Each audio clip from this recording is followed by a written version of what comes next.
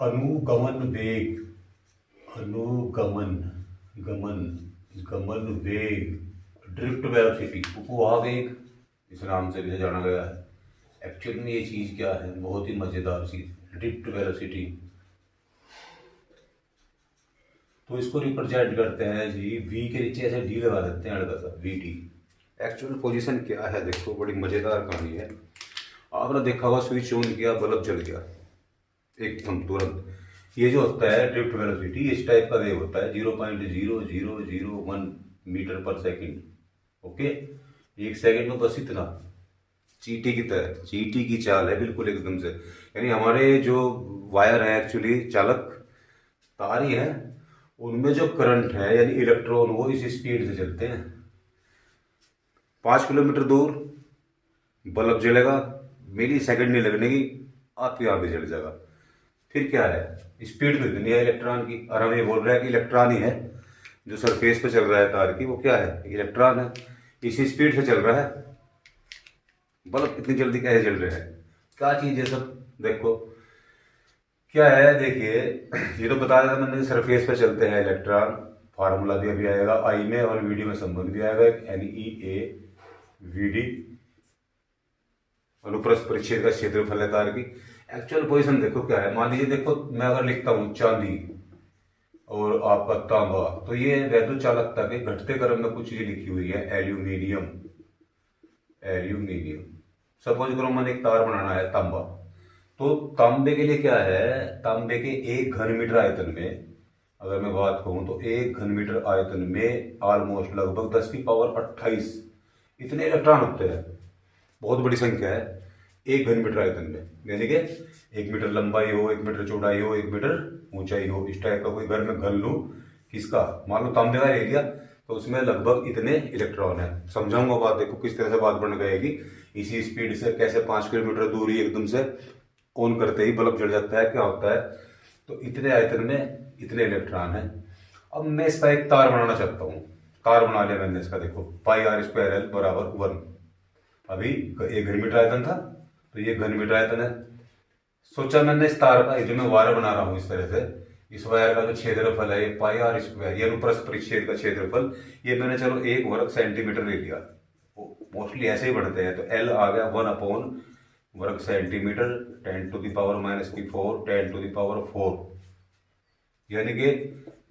1 2 3 इतने मीटर लंबा तार बन गया मेरा। तार की जो लंबाई है वो है 10,000 मीटर, 10 किलोमीटर लंबा तार बन गया मेरा। और अब इस 10 किलोमीटर लंबे तार में मेरे कितने इलेक्ट्रॉन हैं, ये 10 की पावर 28।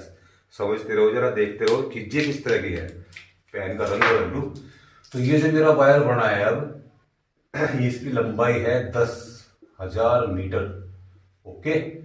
अब 10,000 मीटर इसकी लंबाई है, और इसमें कितने इलेक्ट्रॉन है, इसमें है 10 की पावर 28 इलेक्ट्रॉन।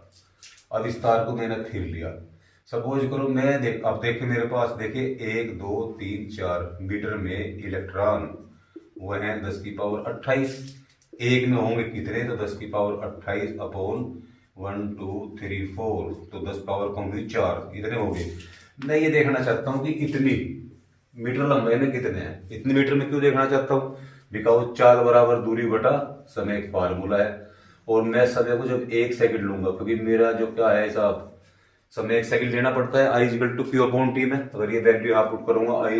NE/T, तो ये देखना ना मेरे को, T देखना 1 सेकंड में, तो चाल किसके बराबर हो जाएगी, दूरी के। मैं देखता हूँ कि 0.00001 इतने मीटर में कितने इलेक्ट्रॉन है, तो 0.00001 गुणा 10 की पावर 24, ये आ गया 1 2 3 4 5 वैल्यू कम होगी, 10 की पावर 19 इलेक्ट्रॉन। ओके, 10 की पावर 19 इलेक्ट्रॉन है कितने इतने मीटर लंबाई में है। देखो अनुगमन वेग यहीं से समझोगे आप किस तरह क्या चीज है, इतनी लंबाई में 10 की पावर 19 इलेक्ट्रॉन है। अब इन 10 की पावर 19 इलेक्ट्रॉनों का देखो क्या होता है, मैंने कल वीडियो डाला था, उसमें NE/T में मैंने बताया था कि 1 एम्पियर की धारा अगर आपको चाहिए, कितने की, 1 एम्पियर की, तो आपको N = 6.25 10⁻18 इलेक्ट्रॉन चाहिए होंगे। 2.65 10 की पावर 18 इलेक्ट्रॉन अगर हैं आपके पास, और प्रति सेकंड किसी अनुप्रस्थ परिच्छेद से निकल रहे हैं ये प्रति सेकंड, तो समझो वहां कितना करंट है, 1 एम्पियर। ये भी ज्यादा है इससे, ये भी क्या है, ज्यादा है, यानी कम से कम 1 एम्पियर का करंट तो ये निकाल सकता है। ओके, अब वो 5 एम्पियर का करंट हमारे घरों में आता है एक्चुअली, तो वो चीज बढ़ा देते हैं कुछ, ये टी वैग वगैरह बढ़ा दो तो एन की वैल्यू ऑटोमेटिक बढ़ जाएगी। सपोज करो मेरे पास तार है इस तरह से, देखो ये तो चीज है, ये एक तार का अनुप्रस्थ परिच्छेद है इस तरह से, और इसमें से t इक्वल टू 1 सेकेंड में अगर मैं कहूं कि ये 10⁻19 इलेक्ट्रॉन जो है वो निकल रहे हैं, तो मुझे पता चल जाएगा मेरी आई की वैल्यू क्या है एक्चुअली। आई बराबर एन ई अपॉन टी में वैल्यू पुट कर लूंगा, टी की वैल्यू 1 तो 1.6 एम्पियर आ गया, ठीक है, प्लस की 19 माइनस की 19, तो इतने एम्पियर का करंट जो है मेरा इतने इलेक्ट्रॉनों से प्रवाहित हो रहा है। इलेक्ट्रॉनों की संख्या भी बढ़ाई जा सकती है, इलेक्ट्रॉनों की संख्या कैसे बढ़ाऊंगा मैं, या तो कोई और पदार्थ लूं, इसमें तो इतने ही थे, या फिर एक दूसरी चीज मेरे पास है, ये चीजें बढ़ाऊं, इसकी लेंथ बढ़ाऊं, कुछ एक्स्ट्रा करूं, तो होता क्या है एक्चुअली में पूरे के पूरे सर्किट में, ये जो मैंने बताया ये पूरे क्रॉस सेक्शन में यहाँ रुके हुए हैं 10⁻19 इलेक्ट्रॉन, ठीक है, यहाँ से इस तरह से। जैसे ही हम करंट लगाते हैं, मान लीजिए कोई बैटरी हमने लगाई इस तरह से, तो वैद्युत क्षेत्र जैसे ही बनता है,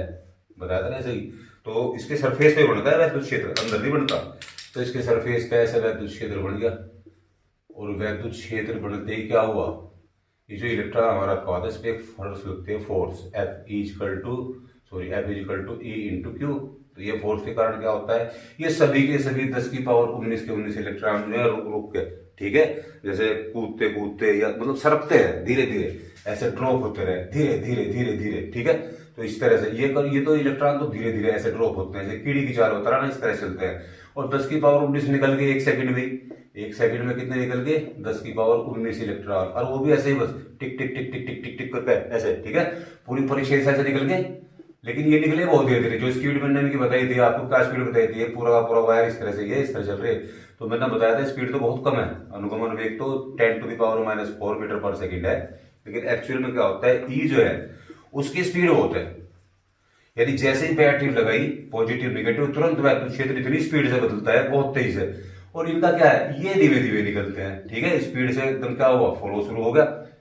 एकदम से फ्लो शुरू हो गया, लेकिन ये ड्रिफ्ट का मतलब ये होता है फिजिक्स में कि सरकना, ठीक है, तो ये सरक सरक के निकलते हैं धीरे धीरे, किस तरह से ये धीरे धीरे से सरकते हैं निकलते हैं, क्या है वो मैंने एक्चुअली नहीं। और देखो लेंथ एल,